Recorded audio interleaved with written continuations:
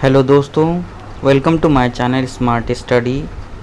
आज इस वीडियो में हम लोग लेके आए हैं आपके लिए साइंस, जो कि एनसीईआरटी क्लास 9th का सारांश है। चलिए स्टार्ट करते हैं। पहला हमारा जो टॉपिक है वो है घनत्व बराबर द्रव्यमान बटे आयतन, यानी डेंसिटी बराबर मास अपॉन वॉल्यूम। और इसकी यूनिट क्या होती है? किलोग्राम प्रति मीटर क्यूब। आयतन की जो यूनिट होती है वो हम लोग जानते हैं मीटर क्यूब होती है, और जो द्रव्यमान यानी मास है उसकी यूनिट होती है किलोग्राम। तो इसके बाद में जो हमारा जो नेक्स्ट है वो है परमाणुओं के समूह को अणु कहते हैं। हम जानते हैं कि किसी भी पदार्थ के जो स्मॉलेस्ट पार्टिकल होता है, जो सूक्ष्मतम कण होता है जिसे तोड़ा नहीं जा सकता, वो होता है एटम यानी परमाणु। और एटम के जो समूह को बोलते हैं, एक या एक से अधिक परमाणुओं के समूह को क्या बोलते हैं हम लोग? अणु बोलते हैं, मॉलिक्यूल बोलते हैं। इसके बाद में है मोल। क्या होता है?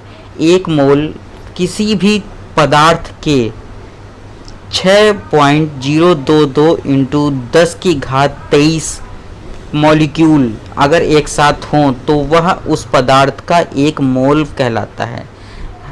उसके बाद में है, ये हमारा परमाणु का चित्र है। तो इसमें हम लोगों को बताया गया है कि किसी भी परमाणु में 3 जो होते हैं वो टर्म होते हैं। पहला होता है इलेक्ट्रॉन, कण होते हैं। पहला होता है इलेक्ट्रॉन, दूसरा न्यूट्रॉन, तीसरा होता है प्रोटॉन। ठीक है, तो इसमें हम लोगों को ये चीज़ बताई गई है कि किसी भी एटम के जो केंद्र होता है, जो सेंटर होता है, वहाँ पर न्यूट्रॉन प्लस प्रोटॉन रहते हैं। और केंद्र के चारों तरफ जो इलेक्ट्रॉन होता है वो शेल्स में चारों तरफ चक्कर लगाता रहता है। इस पूरे सिस्टम को हम लोग बोलते हैं एटम यानी परमाणु।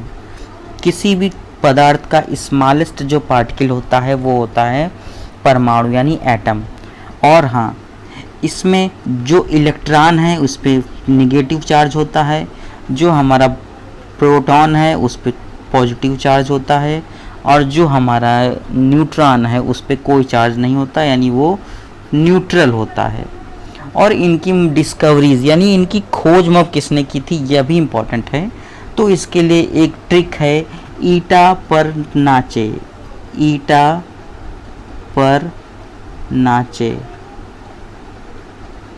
ई से इलेक्ट्रॉन, टी से जे थॉमसन। इलेक्ट्रॉन की खोज जे थॉमसन ने की थी। पा से प्रोटॉन, और रा से अर्नेस्ट रदरफोर्ड। इसकी खोज की थी अर्नेस्ट रदरफोर्ड ने। उसके बाद में है ना से न्यूट्रॉन, चा से है जेम्स चैडविक। ईटा पर नाचे, इस ट्रिक से हम इनके जो खोज करता है उनके बारे में याद रख सकते हैं। कोशिका की खोज किसने की थी? सन 1665 में रॉबर्ट हुक नामक 1665 में रॉबर्ट हुक नामक एक साइंटिस्ट थे जिन्होंने कोशिका यानी सेल की खोज की थी। जंतु कोशिका और पादप कोशिका में क्या अंतर होता है? ये बहुत इम्पोर्टेंट है, ये हमेशा पूछा जाता है। जंतु कोशिका की जो आउटर लेयर होती है, जो आउटर मेम्ब्रेन होती है, जो बाह्य परत होती है, उसको बोलते हैं कोशिका झिल्ली। ठीक। और जो पादप कोशिका होती है उसकी आउटर लेयर को बोलते हैं कोशिका भित्ति। यानी सेल मेम्ब्रेन जो होती है वो एनिमल्स सेल में पाई जाती है, और सेल वॉल जो है वो पादप कोशिका में पाई जाती है।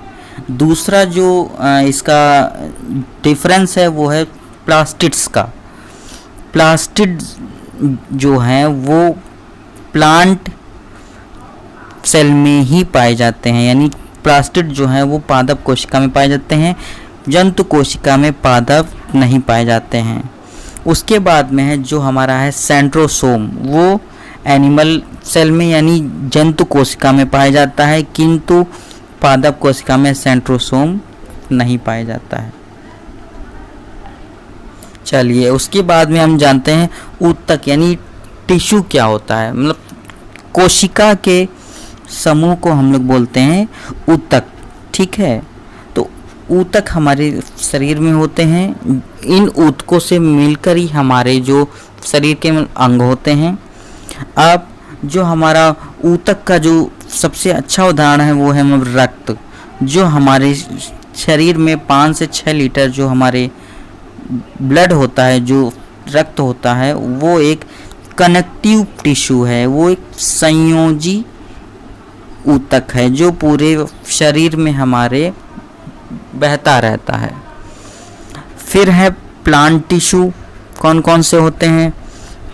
ऐसे तो बहुत से वो प्लांट टिश्यू हैं, लेकिन जो मेनली एग्जाम में आते हैं वो हैं जाइलम और फ्लोएम। जाइलम जो है वो प्लांट की जड़ से उसके तने तक, उसकी पत्तियों तक पानी और खनिज जो मिनरल्स होते हैं उनको पहुंचाता है। और जो हमारा फ्लोएम होता है ये फूड यानी न्यूट्रिशन पहुंचाने का कार्य करता है, न्यूट्रिशन पोषण तत्व। उसके बाद में है पादप वर्ग का उभयचर किसे बोलते हैं। ये हमारा क्लास है, जो हमारे प्लांट्स हैं उनको क्लासिफिकेशन में किया गया है, उसमें पादप वर्ग का उभयचर बोलते हैं ब्रायोफाइटा का। मतलब उभयचर जो होते हैं वो वाटर और जो हमारी टेरेस्ट्रियल कंडीशन यानी स्थलीय और जलीय दोनों कंडीशन में सरवाइव कर लेते हैं, उन्हें बोलते हैं एम्फीबियन या फिर उभयचर। जैसे मेढक किसका उदाहरण है, ठीक, एम्फीबियन का यानी उभयचर का, जो पानी और स्थल दोनों में वास करता है। पादप वर्ग का यानी प्लांट्स का एम्फीबियन किसको कहते हैं? ब्रायोफाइटा का। ये एक प्रकार के पेड़ होते हैं जो कि पानी में भी उग जाते हैं और स्थल पे भी। इनका उदाहरण है मॉस। आपने देखा होगा जो हमारा टुंड्रा रीजन है यानी बर्फीला इलाका है यानी ठंडा इलाका है, वहाँ पर मॉस और लाइकेन बहुत ज़्यादा पाए जाते हैं। तो उसी में जो मॉस होता है वो एक वनस्पति है ब्रायोफाइटा कैटेगरी की। उसके बाद में आते हैं जिम्नोस्पर्म और एंजियोस्पर्म। ये क्लासिफिकेशन में ही है। जिम्नोस्पर्म बोलते हैं नग्न बीज पौधों को, यानी ऐसे पौधे जिनके बीज के ऊपर कोई भी परत नहीं पाई जाती है, उन्हें बोलते हैं नग्न बीज पौधे। इनको इंग्लिश में बोलते हैं जिम्नोस्पर्म और हिंदी में बोलते हैं नग्न बीजी पौधे। फिर है एंजियोस्पर्म यानी आवृत बीजी पौधे, यानी ऐसे पौधे जिनके बीज के ऊपर एक परत पाई जाती, एक लेयर पाई जाती है, उन्हें बोलते हैं आवृत बीजी पौधे। काफ़ी इम्पोर्टेंट है ये। चलिए नेक्स्ट क्या है? नेक्स्ट है हमारा जो हमारा आवृत बीजी जो पौधे होते हैं, जो हमारे एंजियोस्पर्म होते हैं, उनके 2 टाइप होते हैं। एक होता है एक बीज पत्री, दूसरा होता है द्विबीज पत्री। एक बीज पत्री का अर्थात क्या है, यानी उसका जो बीज होता है उसमें उसको 2 भागों में तोड़ा नहीं जा सकता, यानी उसमें एक बीज पत्र ही होता है। इसको बोलते हैं इंग्लिश में मोनोकोटिलेडॉन्स। और दूसरी जो कैटेगरी है वो है द्विबीज पत्री यानी डाइकोटिलेडॉन्स। इसका जो उदाहरण है वो है चना। आप लोगों ने देखा होगा चने को 2 हिस्से में हम लोग तोड़ सकते हैं। उसके बाद में है एक बीज पत्री का उदाहरण क्या है? धान या फिर चावल। चावल को आप लोग बीज से बराबर भागों में तोड़ नहीं सकते हैं, इसलिए वो एक बीज पत्री पौधा है। फिर हमारा कुछ ऐसे जीव होते हैं जो कि जो कि अचल जीव होते हैं, यानी उनको बोलते हैं पोरीफेरा इंग्लिश में। वे अचल जीव होते हैं। वे एक जगह से दूसरे स्थान तक अपने बॉडी पार्ट्स का यूज़ करके मूव नहीं कर सकते हैं। इनमें छिद्र होते हैं जिनसे ये जिस भी सतह से ये चिपक जाते हैं, ये अपने छिद्र की सहायता से पोषण तत्व और सांस लेते हैं। इनके उदाहरण हैं, बहुत इंपॉर्टेंट है, साइकॉन, यूप्लेक्टला और स्पंजिला। ये 3 बहुत इंपॉर्टेंट हैं। चलिए उसके बाद में कुछ फिजिक्स आती है। पहला हमारा जो फिजिक्स का टॉपिक है वो है गति यानी मोशन। गति क्या होती है? मतलब एक स्थान से दूसरे स्थान तक एक निश्चित समय में मूव करना ही गति कहलाता है। तो इसमें सबसे पहले न्यूमेरिकल आता है औसत चाल का। औसत चाल निकालने का क्या हमारा फॉर्मूला होता है? तय की गई कुल दूरी को हम लोग कुल समय से भाग देते हैं, तो हमारे किसी भी गाड़ी की, किसी भी व्हीकल की औसत चाल हमारी निकाली जा सकती है। इसका उदाहरण है, एक कोई व्यक्ति है जो A से B तक 4 किलोमीटर प्रति घंटे की रफ्तार से चलता है, और वही व्यक्ति B से A में जब वापस आता है तो उसकी चाल हो जाती 2 किलोमीटर प्रति घंटे। तो इसकी औसत चाल आपको निकालनी है। देखिए यहाँ पर मान लिया हमने कि वो 1 घंटे में 4 किलोमीटर चलता है। 1 घंटे मान लिया हमने, टाइम मान लिया 1 घंटा यहाँ पे, तो यहाँ पर उसको 1 घंटा मोड़ लगेगा। ठीक, दूरी जो है वो एक ही है इसलिए, लेकिन उसकी स्पीड हो गई कम, तो यहाँ पे 2 किलोमीटर प्रति घंटे की रफ्तार से चलने पर उसे यहाँ पे लगेंगे टोटल 2 घंटे। ऊपर लगेंगे 1 घंटा क्योंकि स्पीड उसकी आधी हो गई है, 4 से 2 हो गई है, ये देखिए, इसलिए यहाँ पे लगेगा उसको 2 घंटे। यानी टोटल उसने कितनी दूरी तय की? 4 किलोमीटर आना प्लस 4 किलोमीटर जाना, लेकिन वो समय उसको कितना लगा? कुल 2 प्लस 1 घंटे यानी 3। यानी इसकी जो औसत चाल कितनी आ गई? 8/3 किलोमीटर प्रति घंटे। ये इसकी उस इंसान की औसत चाल आ गई।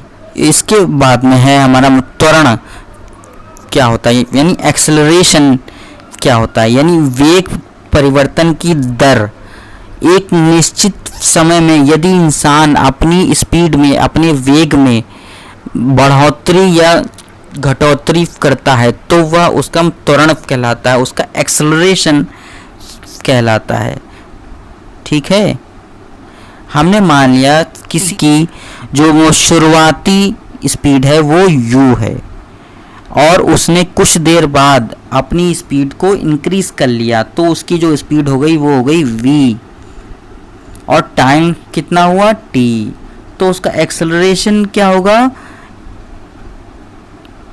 v माइनस u बटे टी, a बराबर v माइनस u बटे टी, यानी acceleration equal to final speed minus initial speed divided by time taken. ठीक है, यानी वेग परिवर्तन की दर को त्वरण बोलते हैं, एक्सेलरेशन बोलते हैं। गति के समीकरण कितने हैं? 3 समीकरण हैं। गति के 3 समीकरण हैं, इनका अध्ययन करना बहुत ज़रूरी है। इनसे न्यूमेरिकल भी आ सकता है और इनसे पूछा भी जा सकता है। पहला है v बराबर u प्लस ए टी। ठीक है, यानी v जो है हमारा क्या है? वो अंतिम वेग है, u जो है वो इनिशियल हमारा वेग है, a एक्सेलरेशन है, t क्या है? टाइम। ठीक है, ये जो ऊपर की क्वेश्चन है इसी से मुझे निकला है। ये t को हमने इधर में शिफ्ट कर दिया और v को यहीं रखा, u को इधर शिफ्ट कर दिया, तो यहाँ हो गया v बराबर u प्लस ए टी। ये हमारी प्रथम इक्वेशन हो गई। ठीक है, दूसरी इक्वेशन जो हमारी है वो है s बराबर U T plus half A T square. तो दूसरी इक्वेशन जो है वो दूरी से रिलेटेड है। यहाँ पे s जो है वो दूरी है। अगर हमें दूरी दी जाए तो हम इस इक्वेशन का पालन करेंगे। s बराबर ut, u क्या है, ये प्रारंभिक वेग है, t टाइम है, हाफ ए टी स्क्वायर, ए क्या है एक्सेलरेशन यानी त्वरण है। फिर इसकी तीसरी जो इक्वेशन है वो है v स्क्वायर बराबर u स्क्वायर प्लस 2as। अगर मान लीजिए हमें किसी भी न्यूमेरिकल में, किसी भी क्वेश्चन में, किसी भी ऑब्जेक्टिव में अगर हमें टाइम नहीं दिया गया है और हमें केवल डिस्टेंस दी गई है और इनिशियल और फाइनल स्पीड दी गई है और एक्सेलरेशन दिया गया है, तो हमें ये इक्वेशन यूज़ करनी है, v स्क्वायर बराबर u स्क्वायर प्लस 2as। तो दोस्तों ये था हमारा NCERT क्लास 9 का सारांश। ये वीडियो अगर आपको अच्छा लगे तो प्लीज़ मेरे चैनल को सब्सक्राइब करें, इस वीडियो को लाइक करें, शेयर करें अपने दोस्तों पर।